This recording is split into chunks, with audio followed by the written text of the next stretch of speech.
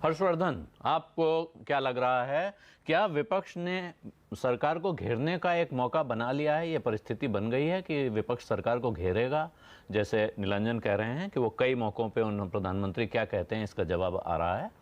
या हम ये कह सकते हैं कि विपक्ष ने एक मौका दे दिया है फिर प्रधानमंत्री मोदी को मन की बात कहने का?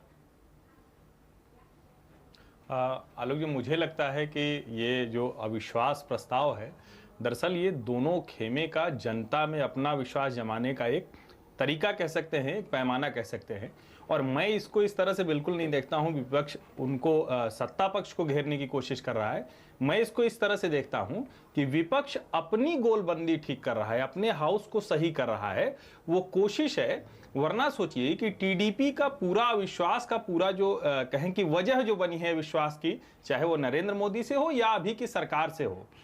वो आंध्र प्रदेश को विशेष राज्य का दर्जा देने की सिर्फ लड़ाई है। उस लड़ाई के आधार पर पूरा विपक्ष कांग्रेस की अगुवाई में सरकार के खिलाफ खड़ा नजर आएगा। तो किस तरह की बातें होंगी? क्या वो राहुल गांधी, जो अब कांग्रेस के अध्यक्ष हैं, जिन्होंने कहा था कि 15 मिनट का मौका मिला तो मेरे सामने नरेंद्र मोदी खड़े नहीं रह पाएंगे, 38 मिनट का मौका है कांग्रेस को, क्या उस 15 मिनट में या हम कहें कि 5 मिनट में ही ऐसी बात वो कह देंगे? और एक चीज और मैं कहूंगा कि शायद पहले जिसके बारे में बार बार कहा जाता था कि भारतीय जनता पार्टी भावनात्मक मुद्दों पर पूरी की पूरी राजनीति करती है,